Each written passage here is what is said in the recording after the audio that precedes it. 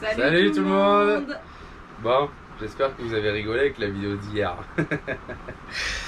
Apparemment oui, parce qu'on a vu tous vos commentaires. On peut pas répondre parce qu'en fait on n'a pas le wifi. Ouais, on n'a pas le wifi, ça marche pas là, donc on va essayer de vous poster la vidéo qu'on est en train de le 17, il est 9h20. Et on va essayer de vous poster du coup la vidéo avec les 3 gigas. J'ai rechargé là, les 3 gigas, si c'est pas assez j'irai recharger demain matin pour mettre la vidéo. Ouais, on fait tout pour vous hein. Bienvenue sur la chaîne XTG Family. Où vous paraissez notre aventure.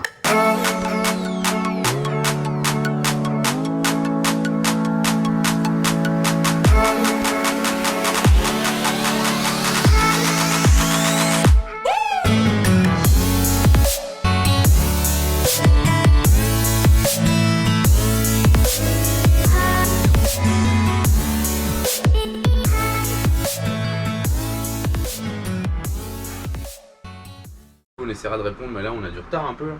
Mais déjà la vidéo d'aujourd'hui, dans la nuit, elle avait chargé 34%. Ouais. Entre 3h du matin et je sais pas, il était 8h30 quand je me suis levée. Donc ça avait pas chargé beaucoup et on a fini avec le forfait téléphone. Bah, du coup on a usé le forfait de téléphone. Arrête de dire du coup là, les gens ont dit qu'on avait fait un effort en plus. C'est pas moi en fait qui dit du coup, c'est Marie.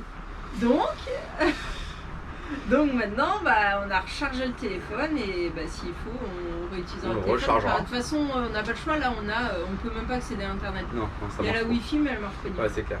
On s'est mis là exprès et en fait, après on voulait pas bouger. En plus, il fait un temps de merde depuis ce midi là. Il flotte. Il flotte et et attends. ça arrête pas. La merde. Donc bah, sur cette vidéo on va vous parler de quoi à la fin on vous dira un peu, on a eu un peu des nouvelles là à propos du coronavirus en Argentine, Amérique du Sud là. Donc on vous dira ça, mais sinon là on va passer à l'arrivée. L'arrivée, une fois que vous êtes parti, que vous avez fait votre petite fête et que vous avez dit au revoir à tout le monde et que vous avez fait des gros bisous à toute votre famille, que vous avez quitté, vous avez pris l'avion, tout, vous arrivez là pour nous en Amérique du Sud. Et comment ça se passe, qu'est-ce qu'il faut faire, qu'est-ce qu'il faut pas faire, on sait pas, mais en tout cas on va vous en dire un petit peu. Ah, je l'ai pas noté ça, mais déjà quand vous sortez de l'avion, si vous arrivez en Uruguay comme nous, en fait il faut pas avoir de nourriture, tout ce qui est viande ou à base de plantes ou quoi que ce soit. Enfin, ils fouillent dans les valises, ils regardent. Ouais. Et Donc, pas de pièces mécaniques neuves. Eh oui. Et moi j'avais enlevé tous les emballages. Et même comme ça, c'était compliqué. Heureusement, on a réussi à le faire rentrer. J'avais le joint du trou d'homme et des filtres. Mais c'était compliqué, quoi. Et du coup, à cause d'elle, on a perdu nos manteaux. On a oublié nos manteaux à l'aéroport à Montevideo. Donc on n'a plus de manteaux. Ouais, je pense que c'est là-bas qu'il y a eu une couille avec les manteaux. C'est pas possible de perdre les manteaux de tout le monde en une fois, quand même. C'est clair. Il vous faut un logement. Nous, on l'avait pris avant. On avait pris un Airbnb. Pas très loin de Montevideo. Face à la mer et tout, on était bien. D'ailleurs, il y a une petite vidéo là-dessus. J'essaierai de vous mettre le petit i là. Ou par là plutôt. Et donc voilà, prendre un logement avec des dates approximatives. Enfin, en tout cas, pas pour l'arrivée, mais pour l'arrivée du véhicule parce que ça arrête pas de changer. C'est plus courant que ça augmente que ça diminue. Hein. Ouais, Donc ouais. c'est bien de prendre 2-3 jours de rab. Ouais, c'est clair. Bah, nous, on a repris 2 jours sur l'Airbnb. Après, elle pouvait pas, du coup, on est parti à Montevideo. 2 jours de plus. On a pris 2 jours à un hôtel à côté du port, en plein centre-ville. Là. Et ça nous a permis, du coup, de faire toute la paperasse pour récupérer le camion. Donc, qu'est-ce qu'on doit faire? Alors, déjà, on a souscrit une assurance pour le camion, puisque sinon il ne peut pas sortir du port. Ouais, donc ça, on Enfin, l'a pris ça, c'est en chez Uruguay. BSE en Uruguay. Ensuite, pour savoir un petit peu quand et où va arriver votre camion. Alors, où, logiquement, c'est au port.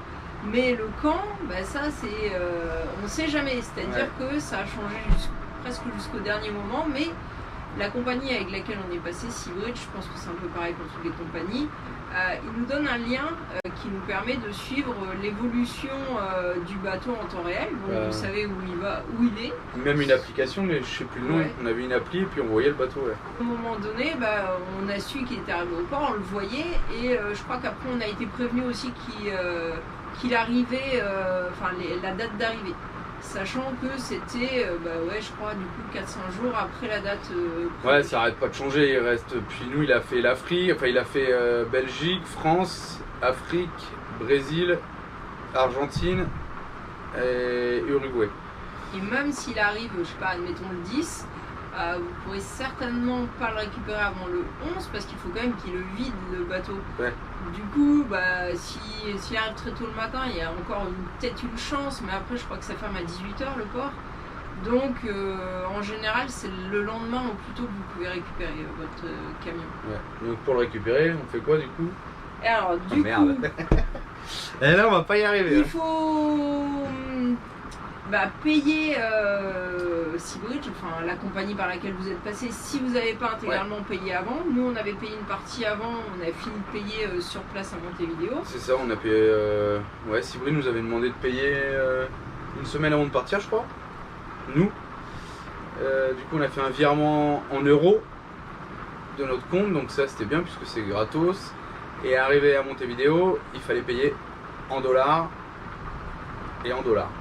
Ah ouais, alors oui. Que des dollars. Attention, il faut que des dollars et on ne peut pas retirer, la somme était élevée, donc on ne peut pas retirer autant en une fois.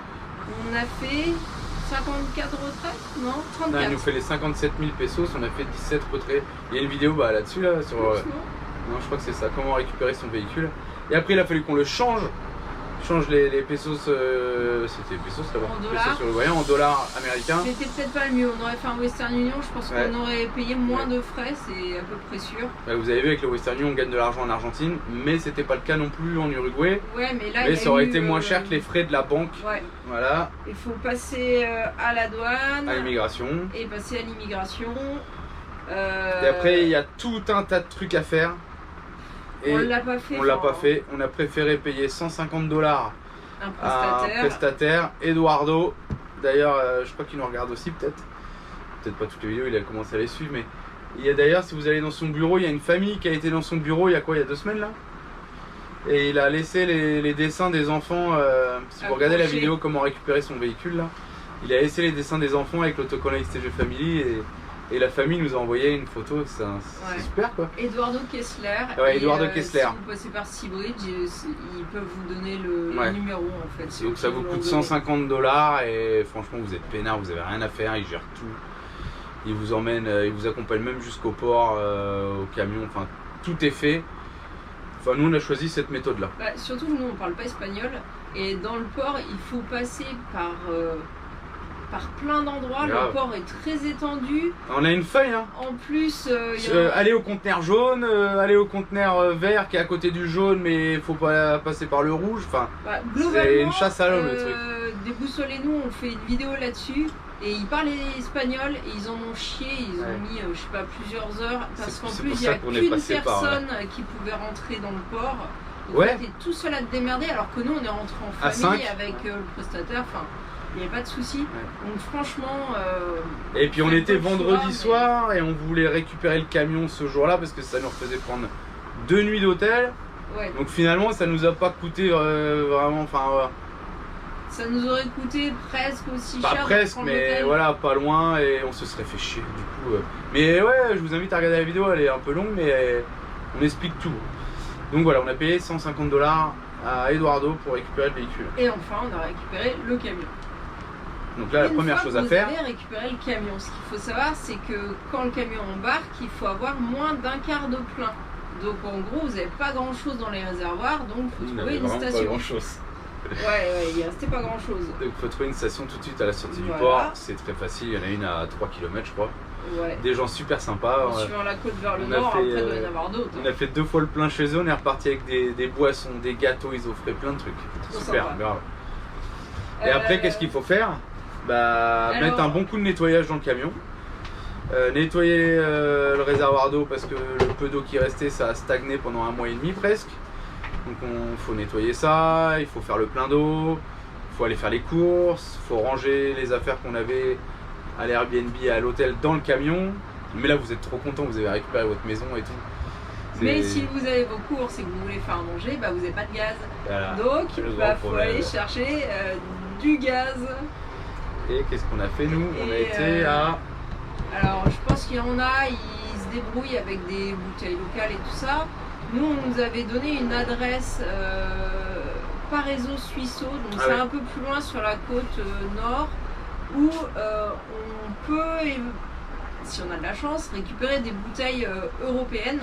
Et du coup, nous, on a eu la chance, il y en avait. En fait, c'est un espèce de camping. Il y a les gens qui laissent leur véhicule là. Il y a les gens qui passent là, qui vident leur véhicule pour retourner à Montevideo pour le faire repartir Parce en que Europe. quand ils font le shipping, Et ils laissent leurs bouteilles dans ce truc Parezo Suisseau. Voilà, et eux, ils les revendent. Et eux, ils les revendent à sur pas un cher. petit profit, Ouais. quoi. Donc on a trouvé une bouteille européenne.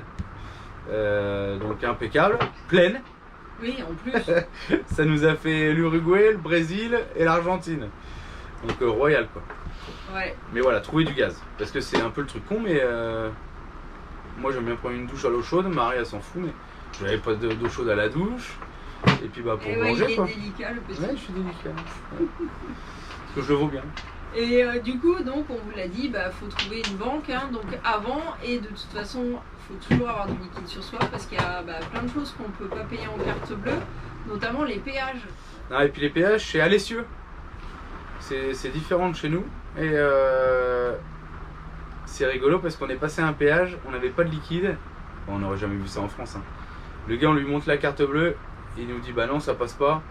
Et on dit bah comment on fait et tout. Non, non, bah allez-y, allez-y, y a pas de souci. Il nous ouvre la barrière et on passe. Enfin, il n'y a même pas de barrière en plus, si tu passes. Donc vraiment sympa quoi. Au moment de votre arrivée, il va vous falloir une carte SIM pour faire fonctionner votre téléphone. Sauf si vous avez gardé un abonnement français, nous c'est pas ce qu'on a choisi. On a résilié les 2 abonnements. On était chez Orange. Moi j'étais chez Orange depuis une vingtaine d'années. Et j'étais encore abonné, puisque j'avais rechangé de téléphone il y a moins de 2 ans. Je sais plus, ça marche plus avec les points, mais c'était genre une connerie comme ça. Et je me suis dit, on va pouvoir résilier. De toute façon, on déménage à l'étranger, machin, tout. Ça correspondait pas mal aux clauses. Et non, ça leur plaisait pas. La facture de Seabridge, ça allait pas. Enfin, je me suis énervé 2-3 fois avec eux. Un ou 2 courriers recommandés, ça fonctionnait pas. Après, j'ai arrêté de me bagarrer. Du coup, je leur ai donné 120 balles. Et ça en est terminé là. Donc, j'ai résilié. Et maintenant, on achète des puces locales. Alors, c'est beaucoup moins cher. Hein, mais en Argentine, ici, c'est 3 gigas. Une fois, on a réussi à avoir 4 gigas. En Uruguay, c'était pas trop mal. On avait réussi à avoir 6 gigas la journée, 15 gigas la nuit. Mais là, il n'y a pas ça. C'est 3 gigas ou des fois 4. S'il y a une promo, un truc, je sais pas qu'est-ce qu'ils font. Il y a un mec qui pédale plus vite pour mettre 4 gigas, j'en sais rien, mais il n'y a pas tout le temps. C'est un peu bizarre. Au Brésil, ça fonctionnait pas trop mal. Et pour cette carte SIM, il va falloir l'activer. Mais pour l'activer, il faut un numéro. Local. Je sais plus comment ils appellent ça. C'est le numéro d'identité de la personne. Donc la première fois, C'était en Uruguay. ça marchait pas. Ouais, mais Uruguay, Argentine, Brésil à chaque fois. Donc en Uruguay, la première fois, ça marchait pas. Après, on a trouvé quelqu'un de sympa qui nous a mis son numéro. Au Brésil, c'est comme ça qu'on a fait un peu aussi la connaissance de Pablo. Donc c'est Pablo qui a mis son numéro. Et en Argentine, on a changé 2 fois. C'est une dame dans un Pago Facile, non, dans une Loteria qui a mis son numéro. Et la deuxième fois, c'est une dame dans une station-service. Mais si vous ne mettez pas un numéro d'identité, ça fonctionne pas. Donc voilà, faut bien prendre en compte ça. Et si vous achetez une carte locale, restez avec la personne jusqu'à temps que ça marche. Éteignez le téléphone, rallumez-le. Parce que sinon vous allez faire comme nous, vous allez prendre votre carte, ouais trop cool, c'est bon, ça va marcher. Et vous mettez ça 2 heures après et il n'y a rien qui marche et vous ne comprenez pas pourquoi. Donc voilà, faire bien attention à ça, faire l'activation avec la personne. Après vous éteignez le téléphone, vous le rallumez, vous vérifiez si ça fonctionne. Et une fois que vous avez votre carte qui fonctionne, si vous voulez contacter vos proches et même contacter des gens que vous rencontrez sur place, WhatsApp Ici, et c'est Messenger, WhatsApp. c'est pas mal, mais WhatsApp ici, Ici c'est tout le monde WhatsApp, connaît, WhatsApp, quoi. WhatsApp. C'est un truc de malade. Il n'y a qu'en France qu'on n'est pas trop WhatsApp, mais ouais, WhatsApp, l'Amérique du Sud, Maroc aussi, ils adorent ça et c'est gratuit. Même quand vous n'avez plus de forfait, même que vous n'avez plus les 3 gigas, ça dure encore, mais que par message vocal ou message écrit. Il n'y aura plus de visio, mais vous pouvez encore communiquer. Donc c'est pas mal. Messenger, non, ça bouffe sur les gigas. Et en dehors de ça, il y a pas mal de choses qui nous ont servi. C'est des applis que Julien a installées sur son téléphone. Il y a 4 applis. iOverlander, InstaBridge, Polar Step, on en a parlé dans un live, et l'application de notre banque N26. Et Ouais. tu les... iOverlander, c'est pourquoi? C'est pour trouver des coins, c'est un peu le parc Fortnite américain. Après, InstaBridge, c'est pour le Wi-Fi. On s'en sert pas beaucoup non plus, on s'en servait un peu en Uruguay. C'est une application qui vous donne les codes des Wi-Fi. C'est un peu... C'est les gens qui renseignent les codes des Wi-Fi. c'est un peu le système là, comme le Coyote, là, vous savez, avec les radars, comme on appelle ça. Oui, il y a une communauté. Une communauté, voilà. Et si vous avez un code Wi-Fi, bah, vous le balancez sur l'application et puis vous pouvez le récupérer derrière et vous connecter, quoi. Donc c'est pas mal, mais on s'en sert pas beaucoup en vrai. Et l'application après c'est N26. Donc l'appli N26 qui est avec la banque, avec la carte bleue là, la Mastercard, elle est vraiment pas mal. Parce qu'on peut gérer on peut mettre un seuil de retrait, un plafond de retrait pour les retraits et un plafond de paiement qui est réglable, c'est instantané. On peut bloquer la carte, genre une opposition. On peut débloquer la carte si vous retrouvez la carte par exemple. C'est pareil, c'est en instantané. On peut bloquer les paiements en ligne pour internet. On peut les réactiver, c'est instantané. Donc nous il est toujours débloqué, il est toujours bloqué. Et quand on fait un paiement en ligne, on le débloque et hop, après on le rebloque. On peut changer le code PIN. On peut vraiment tout faire et on a quelques petites statistiques avec des moyennes sur 4 mois, les dépenses. On peut bien organiser les courses, la nourriture, le shopping, les frais, les assurances. On peut vraiment tout gérer et l'application est bien faite. Mais il vous faut voilà, du réseau, hein, c'est toujours pareil, du Wi-Fi ou... Après, on n'a pas pris genre NordVPN là. Je sais pas si c'est bien ou c'est pas bien. Du coup, quand on est en Wi-Fi, les données sont pas sécurisées. Alors, je sais pas trop. Si, il y a quand même quelque chose qui est bien avec l'appli N26, c'est quand on fait les courses, en instantané, vous voyez le montant de vos courses, mais en euros. Ouais, parce que ici, c'est un peu bizarre. Ils vous prennent la carte bleue, ils la mettent dans la machine, tu fais ton code. Et il n'y a pas de montant affiché. En fait, quand tu fais ton code, il n'y a plus rien de marqué. Il y a marqué juste PIN, il n'y a pas marqué le montant. Donc si tu vois pas ce qu'il tape, bah, c'est pas facile. Et si tu n'as pas l'appli avec toi, eh ben, tu sais pas combien vraiment... il va te donner le ticket à la fin, mais s'il y a une erreur, comment ça va marcher pour te faire rembourser, ça va être une galère. Il y a des fois, tu n'as même pas besoin de taper le code. Des fois, ils prennent la carte, tac, 6000 pesos, pas de code, rien. Ou alors ils tapent les numéros de la carte bleue. Comme sur un achat en ligne. Mais sinon, dès qu'on fait le valide, après les 4 chiffres du code PIN, on fait valide, on a une notification, on a le montant en euros qui s'affiche sur le téléphone. Donc ça, c'est vraiment pas mal. Et en euros, donc voilà, il n'y a pas besoin de refaire la conversion devant la caisse, c'est immédiat. C'est vraiment bien. Et la dernière appli, c'est Polar Step. Polar Step, c'est un suivi, donc on en a parlé dans une vidéo. C'est un suivi de notre itinéraire. Donc vous pouvez aller voir. J'essaierai de vous mettre des captures d'écran du logo. Ça marche sous Android et iOS. Ça marche sur tout. Et vous avez notre trajet en quasi instantané. Et puis je mets quelques photos aussi. Les plus belles, on va dire. Et vous voyez bien la boucle qu'on a fait du Uruguay pour l'instant. Brésil, Iguaçu, on est redescendu. Argentine, Uruguay. Et là, on se dirige vers le Chili. Et c'est vraiment pas mal. Et là... Info coronavirus. Alors Marie, explique-nous tout, qu'est-ce qui se passe en Argentine? Qu'avez-vous entendu? Alors en Argentine, on n'a pas entendu grand-chose, mais on a appris que la frontière du Chili était fermée. Donc nous, on se dirigeait vers la frontière, donc ça ne sert plus à rien. On va sans doute remonter plus vers le nord de l'Argentine pour profiter des beaux paysages. Et tout à l'heure, quand on a été faire les courses, en fait, Julien a fait un espèce de petit direct. Sur Insta. Et il voit la police qui passe, et puis en fait, il s'arrête et il demande, il y a un problème, peut-être on était mal garé ou quoi. Et en fait... Le gars m'a dit, attendez. Je comprenais pas. Et là, ils ont sorti le masque, les gants. Là, je me suis dit, il y a un problème. Donc, non, c'était juste papier d'identité, savoir depuis quand on était là. Et le problème, c'est qu'il a ouvert le passeport, il est tombé sur la date du 4 mars. date d'entrée. Donc là déjà il a commencé à bugger un peu. Je lui disais mais non, il y a un autre tampon. En plus il avait pris le passeport de Manon au début, donc il y a un tampon dessus. Il y a rien d'autre. Et après quand je lui dis bah il y a un autre tampon, donc il fouine, et là il tombe sur le visa de la Chine. Alors là, deuxième bugage.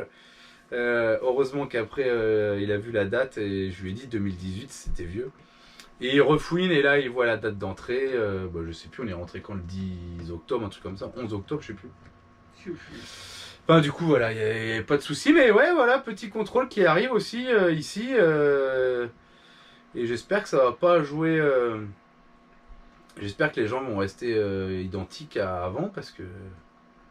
On a eu un message de quelqu'un qui habite dans une ville qu'on a traversée aujourd'hui, qui nous disait qu'il était ravi de nous accueillir dans sa ville, si on souhaitait avoir de l'aide ou visiter la ville ou quoi, ils étaient là pour nous.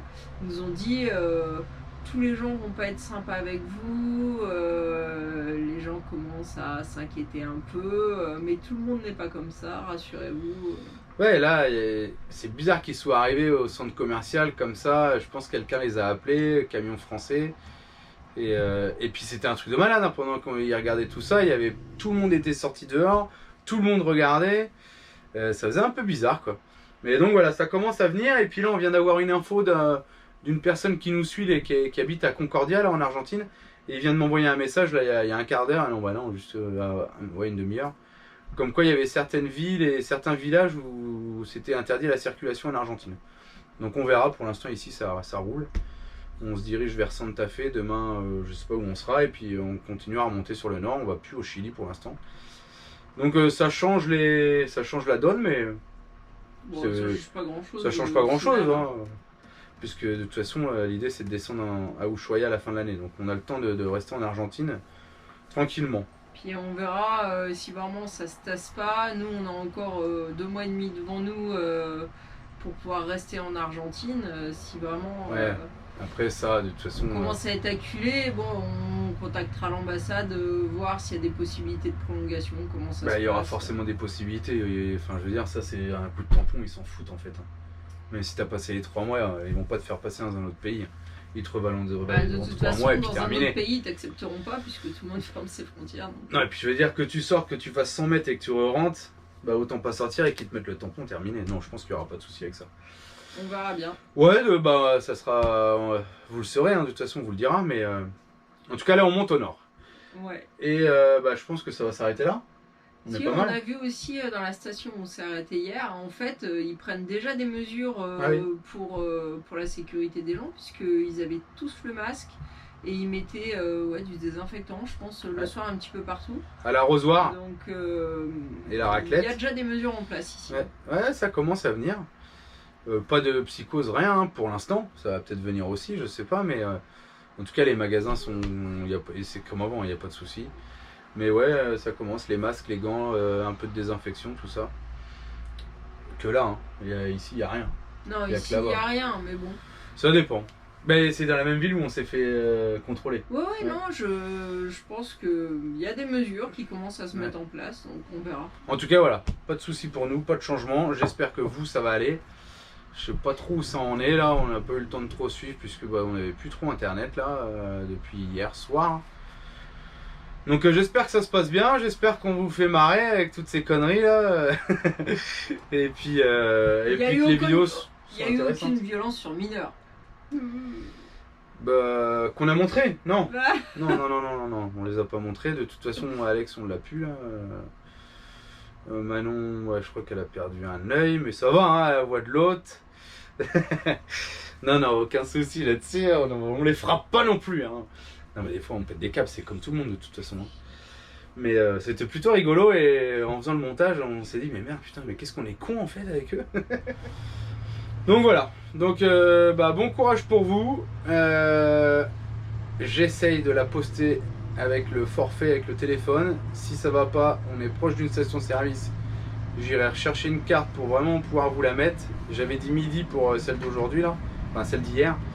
Et franchement, on n'a pas réussi. Hein. Ça, c'était pas possible. Donc j'espère que celle-là sera pour midi. Voilà, bon bah sinon bah on vous souhaite bon courage et puis à bientôt. À Ciao. bientôt. En attendant la prochaine vidéo, vous pouvez aussi nous suivre sur Instagram et Facebook. À bientôt. À bientôt.